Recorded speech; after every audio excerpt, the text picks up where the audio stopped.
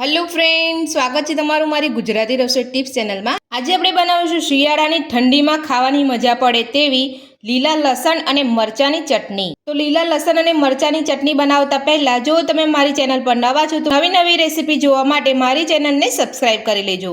તો લીલું લસણ અને મરચાંની ચટણી બનાવવા માટે આપણે સૌથી પહેલા લીલું લસણ અહીંયા લીધું છે। ઉપરના છોડા આવે છે આપણે અહીંયા બધા સરસ રીતે કાઢી લીધા છે અને આપણે અહીંયા આખું લસણ ધોવાનું છે। આપણે અહીંયા કટ કરીને પછી આપણે લસણ નથી ધોવાનું। અહીંયા આખું લસણ ધોઈ અને સરસ રીતે સાફ કરી લીધું છે। આપણે અહીંયા 100 ગ્રામ જેટલું મેં અહીંયા લસણ લીધું છે। એટલા જ માપમાં આપણે અહીંયા 100 ગ્રામ જેટલા લીલા મરચાં લીધા છે। મરચાં મેં અહીંયા મોળા અને તીખા બંને મિક્સ લીધા છે। જો તમારે અહીંયા તીખું વધારે ફાવતું હોય તો તમે લીલા મરચાંનું પ્રમાણ તમે અહીંયા વધારી શકો છો અને સાથે જ આપણે એટલા જ આપણે અહીંયા લીલા ધાણા લીધા છે। તો લીલા ધાણાને પણ આપણે અહીંયા સાફ કરીને આખા ધોઈ લેવાના છે। એ જ રીતે મેં અહીંયા મરચાંનો આગળનો ડીટીયાનો ભાગ આવે એ કાઢી અને સરસ રીતે આપણે અહીંયા ધોઈ લીધા છે। તો બધું જ આપણે સરસ રીતે સાફ કરી અને ધોઈને રાખી લીધું છે। તો સૌથી પહેલા આપણે અહીંયા લસણને કટ કરી લઈશું। તો લસણનો જે આગળનો ભાગ આવે છે આપણે અહીંયા કટ કરી લેવાનો છે। જો તમે આ લસણની ચટણી તમે અહીંયા ખાયણીમાં વાટી અને બનાવવા માંગતા હોય તો તમે અહીંયા એ રીતે પણ બનાવી શકો છો। મેં અહીંયા મિક્સર જારમાં પીસી અને બનાવું છું। મિક્સર જારમાં પીસો ત્યારે તમારે અહીંયા પાણીનો ઉપયોગ નથી કરવાનો।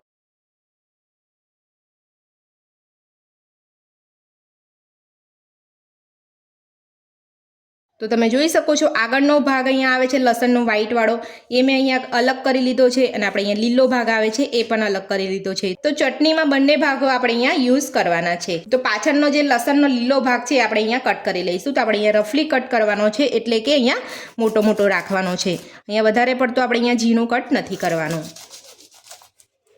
આ રીતે તમે ચટણી બનાવશો ને તો તમારે રોટલા સાથે ખાવાની તો ખૂબ જ મજા આવશે।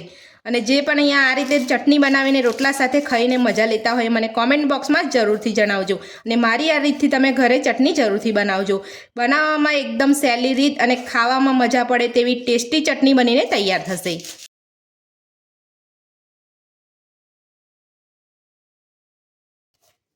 તો આપણે લીલો ભાગ પણ અહીંયા કટ કરી લીધો છે। તો આ રીતે જ આપણે અહીંયા રફલી કટ કરી લેવાનું છે। તો હવે આપણે બંને ભાગને અહીંયા સાઈડમાં રાખી લઈશું અને આપણે અહીંયા ધાણા લઈ લઈશું। ધાણાને પણ આપણે એ રીતે રફલી એટલે કે મોટા મોટા કટ કરી લઈશું। ધાણાને તમારે અહીંયા થોડા ડંડી સહિત જ લેવાના છે। ડંડી સાથે તમે ધાણા લેશો ને તો એનો સ્વાદ સરસ લાગશે। વધારે પડતા આપણે અહીંયા પાનનો ઉપયોગ નથી કરવાનો ધાણાનો, થોડી ડંડી આપણે અહીંયા લઈ લેવાની છે। તો ધાણાને પણ આપણે અહીંયા કટ કરી લીધા છે। એ જ રીતે આપણે અહીંયા મરચાંને પણ અહીંયા કટ કરી લઈશું। તો ધાણાને આપણે અહીંયા એક ડીશમાં કાઢી લઈશું। એ જ રીતે આપણે અહીંયા મરચાંને પણ કટ કરી લઈશું।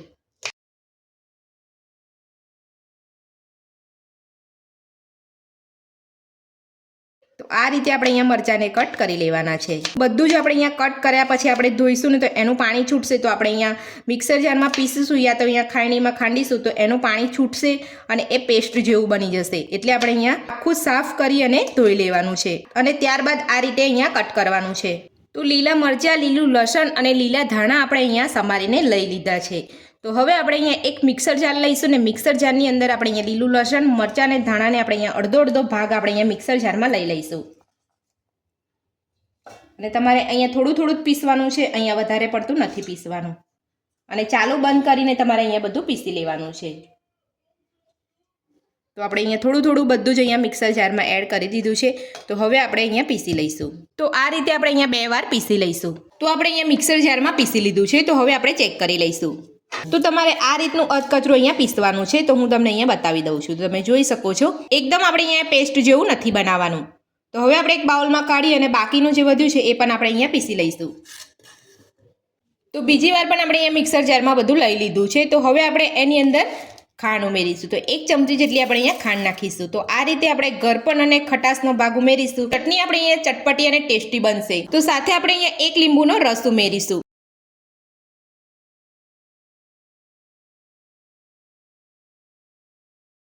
તો હવે આપણે સ્વાદ પ્રમાણે મીઠું નાખીશું। 1 નાની ચમચી આપણે જીરું નાખીશું।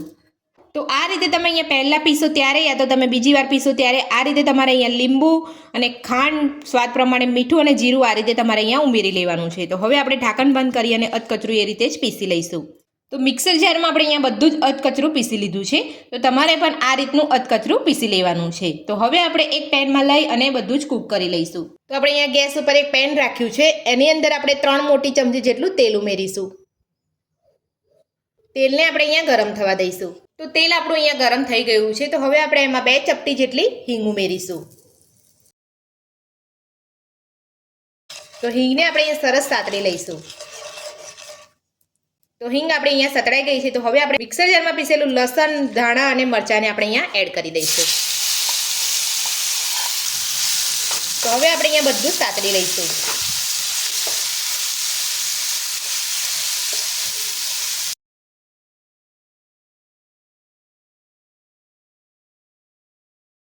તો આ રીતે આપણે અહીંયા મિક્સ કરતા જઈ અને આપણે અહીંયા સાતળી લેવાનું છે. તો અહીંયા લસણને સાતળાતા આપણે અહીંયા 4 થી 5 મિનિટ જેટલો સમય લાગશે.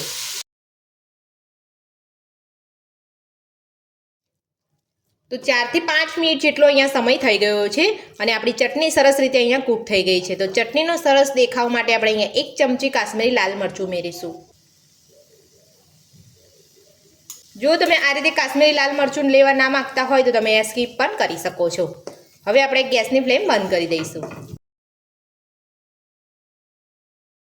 તો આપણે અહીંયા મરચું એડ કરીને આપણે અહીંયા મિક્સ કરી લીધું છે. તો આ ચટણી તમે રોટલા સાથે, ભાખરી સાથે, પરોઠા સાથે ખાઈ શકો છો.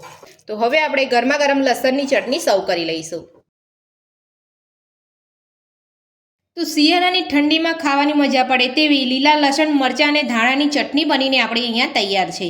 તો મારી આ રીતથી તમે ઘરે એકવાર જરૂરથી બનાવજો. ખૂબ જ ટેસ્ટી અને સરસ બનશે. જો તમને આજની રેસીપી પસંદ આવી હોય તો વિડીયોને લાઇક કરજો, ચેનલને સબસ્ક્રાઇબ કરજો, તમારા મિત્રોને જરૂરથી શેર કરજો. Thank you.